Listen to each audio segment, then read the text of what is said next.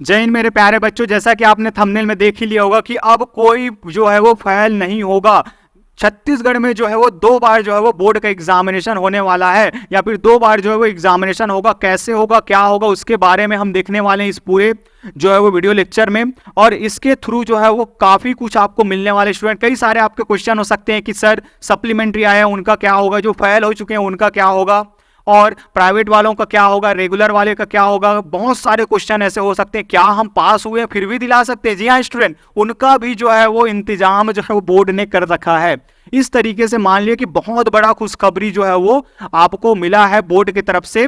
तो CG board वालों के लिए मेनली ये होने वाला है। तो जो क्या क्या चीजें जो है वो बदलने वाली हैं उनके बारे में आइए डिस्कस कर लेते हैं। सबसे पहला इनका कहना है कि जो आपका सीजी बोर्ड में जो आप एग्जाम दिलाएंगे वो जो है वो क्या होगा, साल में 2 बार होगा, एक एकेडमिक सेशन में 2 बार होगा। ट्वाइस इन एकेडमिक सेशन क्या होता है आपको पता होगा। जैसे आपने अभी एग्जाम दिलाया वो कौन सा एकेडमिक सेशन है, 2023 टू 24। अब जो आप दिलाएंगे इस बारी जो दिलाने वाले हैं वो क्या होगा, वो 24-25 होगा। तो इस 24-25 में क्या होगा, 2 बार जो एग्जाम होगा। कब होगा, एक होगा मेरे प्यारे साथियों मार्च में, और दूसरा कब होगा, वीडियो में बने रहिए, यही बताएंगे। इसी पे मेंशन है, कहीं पे एक पॉइंट होगा, कब होगा वो उसके बारे में। तो आइए, और होगा कैसे, जो फर्स्ट एग्जामिनेशन होगा उसको कहेंगे हम फर्स्ट मेन एग्जामिनेशन, और जो सेकंड होगा उसको कहेंगे हम सेकंड मेन एग्जामिनेशन। क्योंकि कई कई बार हो जाता था कि हम बोलते थे कि हम सप्लीमेंट्री का एग्जाम दिलाने जा रहे हैं, अरे मैं फेल हो गया। तो इन सब को हटाते हुए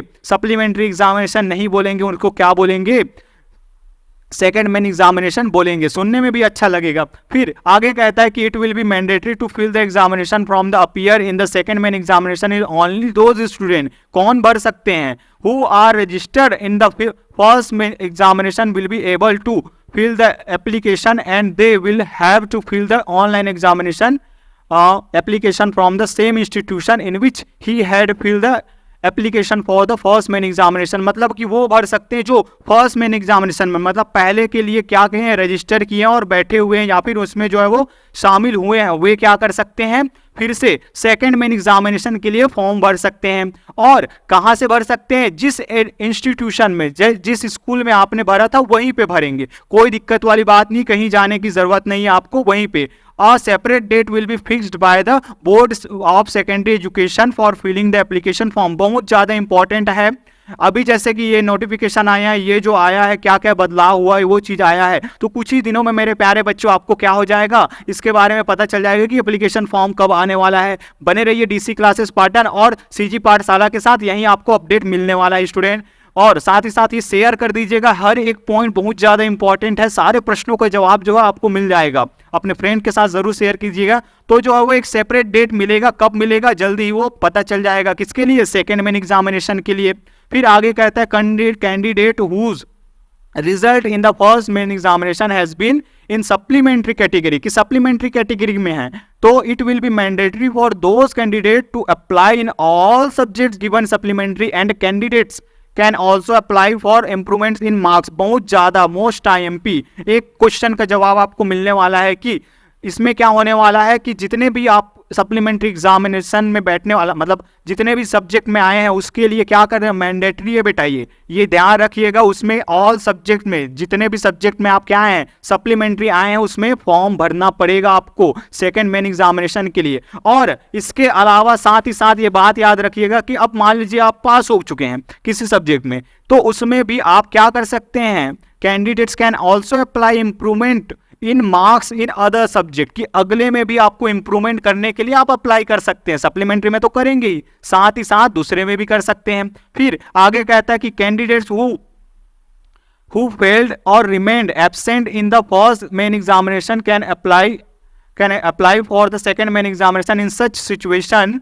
it will be mandatory for them to apply in absent failed subjects in all and the candidates can also apply for the improvement। ठीक है, ये भी वही मेन चीज है। इसमें मेनली ये बताया गया है कि अगर आप क्या होते हैं, अगर बेटा आप फेल हो गए हैं, अगर आप एब्सेंट थे एग्जाम में तो भी आप अप्लाई कर सकते हैं। किसके लिए? मान लो जाए मैंने क्या किया कि मैं फिजिक्स का नहीं दिला पाया, एब्सेंट रह गया तो फेल हो गया। अब फेल हो गया तो उसके बावजूद मैं फिजिक्स के साथ साथ मैथ्स में भी, मैं अपने हिंदी में भी इम्प्रूवमेंट के लिए जो है वो फॉर्म भर सकता हूँ। देखिए कितना अच्छा जो है वो आपके लिए न्यूज़ निकल के आया है मेरे प्यारे बच्चों। तो अब सोचिए क्या इसमें कोई फेल हो सकता है? कितना टाइम मिलेगा आपको? बहुत सारा।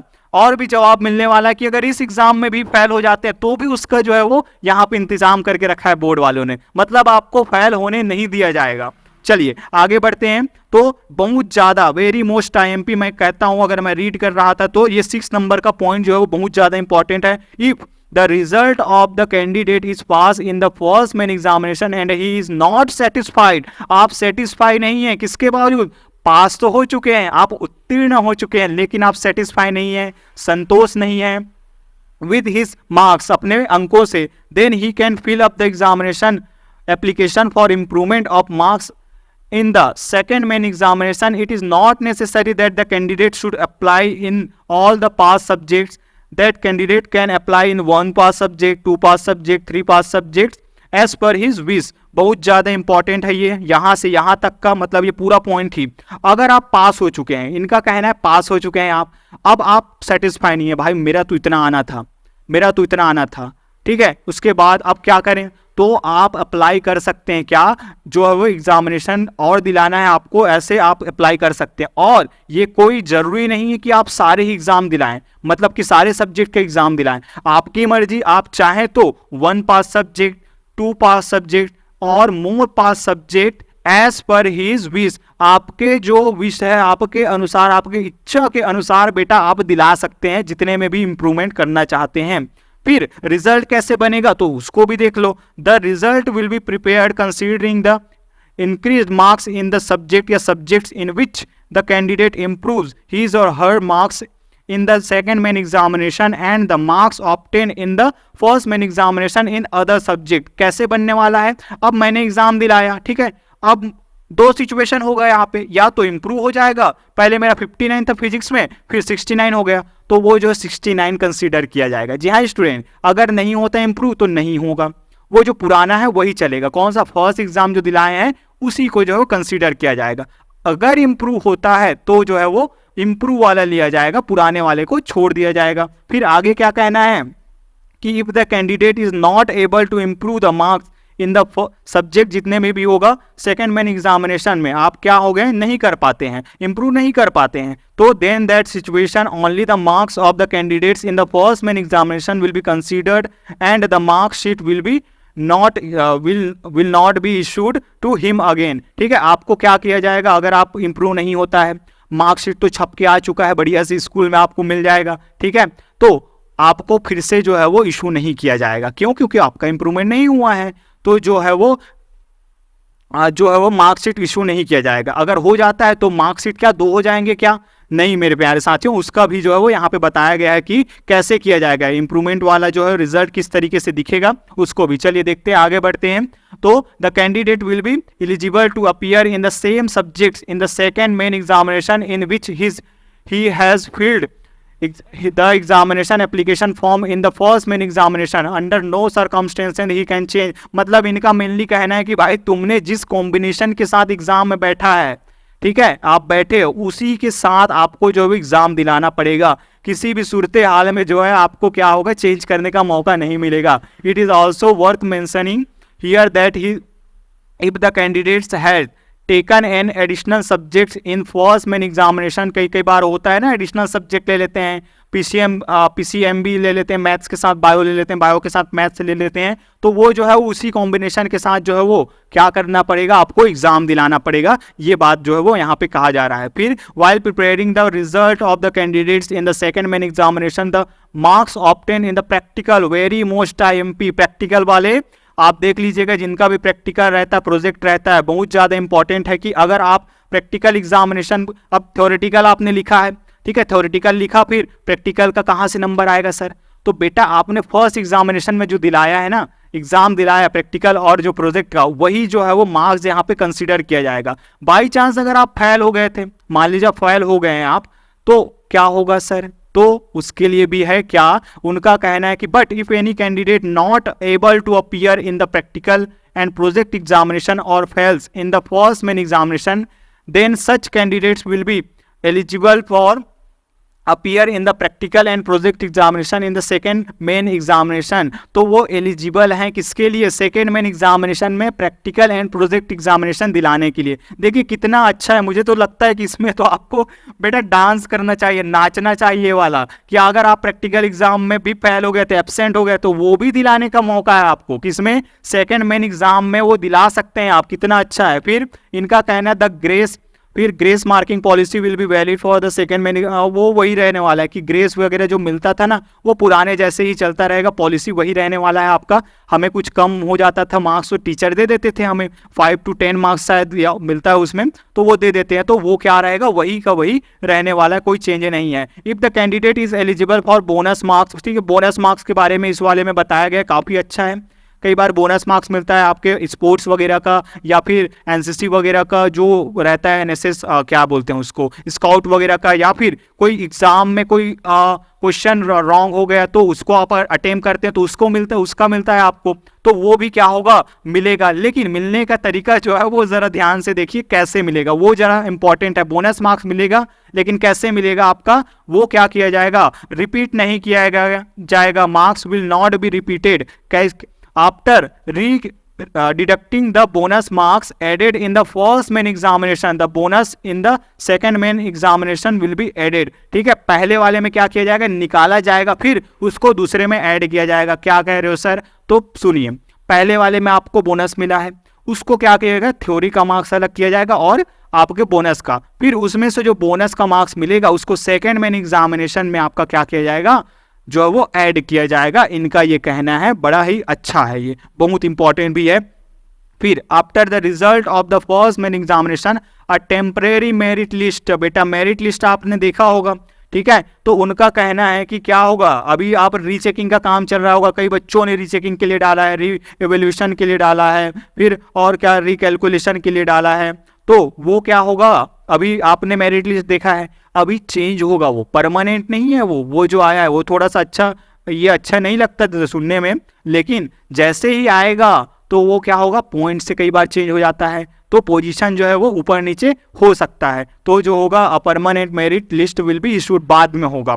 ठीक है, फिर आगे कहना है the pass candidate shall be issued marksheet in the first main examination, बहुत मेन है, यही है कि दो मार्कशीट हो जाएगा, क्या वो बताएगा कि क्या होगा अब आगे examination. And if the marks increase in second main examination to the candidates, then such circumstances shall get the examination mark sheet from the student, second main examination mark sheet shall be provided।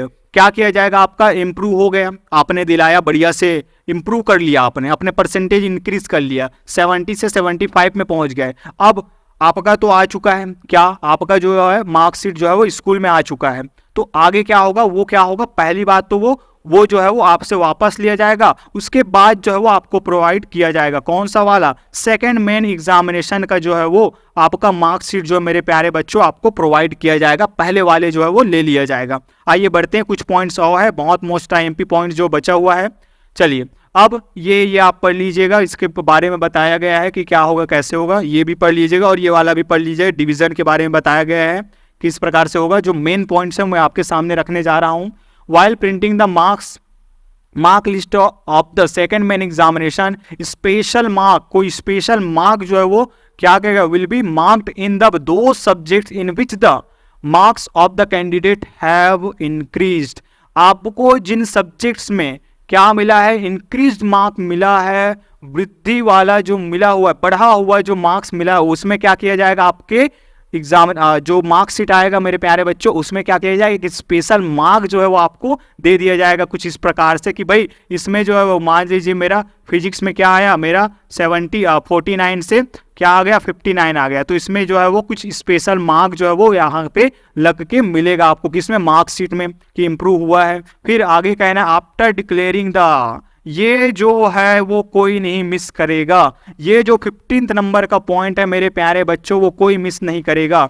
कई प्रश्नों का जो है वो जवाब यहाँ पे मिलने वाला है कि after declaring the result of the first main examination, the second main examination will be started from the third week of June. कहाँ से? अभी जून चल रहा है, अभी जून चल रहा है, थर्ड वीक ऑफ जून क्या होगा? Second week examination will be started. कब से? तीसरे जो है वो सप्ताह से हो सकता है मेरे प्यारे साथियों, होगा।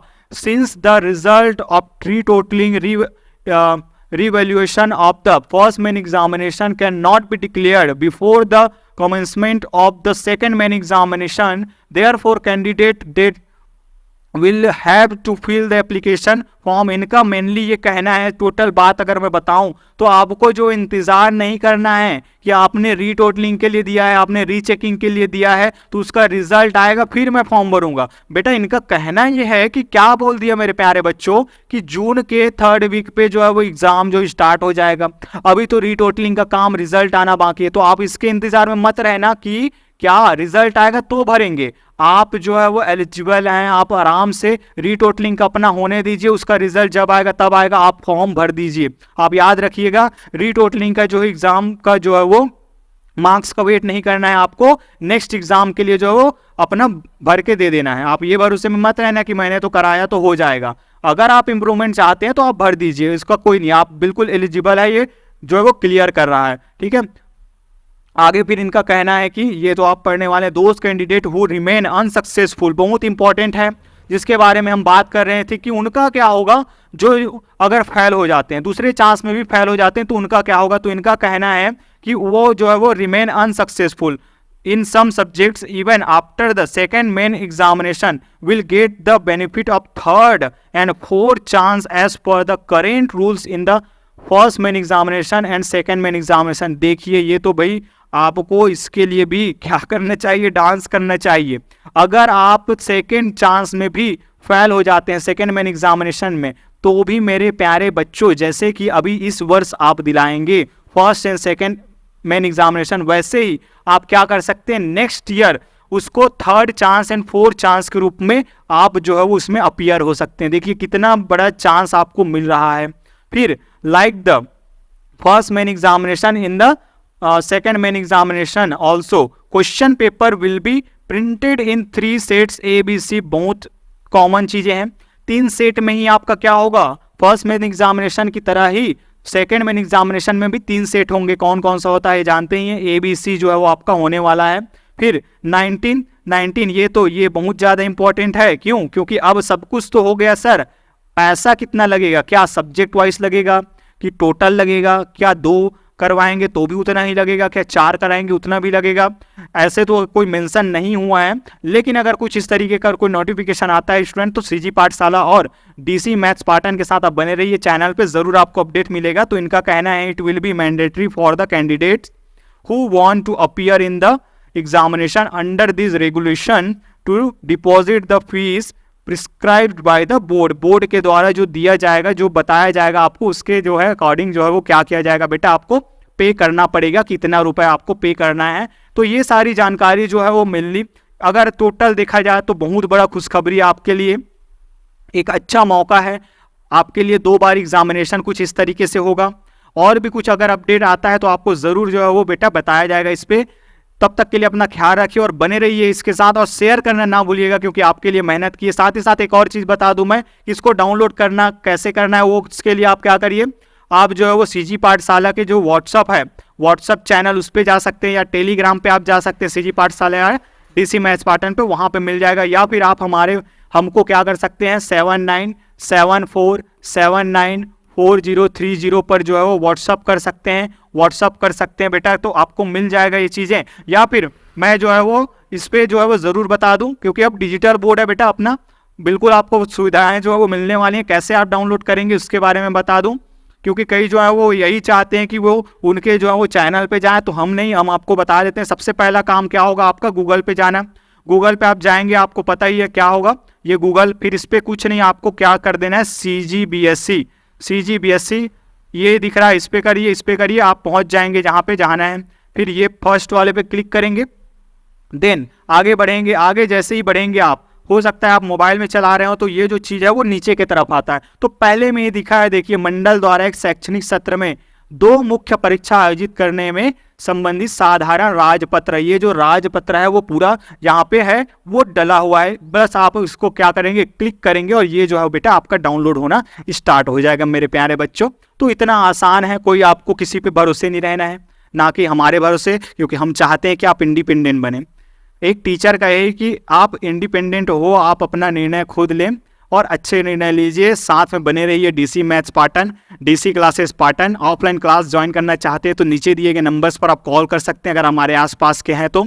सीजी सीबीएसई दोनों ही जो है वो आपको यहाँ पे मैथ्स की क्लासेस प्रोवाइड किया जाएगा स्टूडेंट। साथ ही साथ जो रविवार को जो है वो आपको जो स्पेशल क्लासेस एक्टिविटी जो है वो हिंदी है, इंग्लिश है, तो सारे सब्जेक्ट जो है वो हम यहाँ पे कवर करने वाले हैं। सो ख्याल रखिए अपना, प्रैक्टिस पर ध्यान दीजिए, पढ़ाई पे ध्यान दीजिए। मिलेंगे बहुत जल्द नेक्स्ट वीडियो लेक्चर में किसी और नए टॉपिक के साथ, तब तक के लिए अपना ख्याल रखिए। जय हिंद।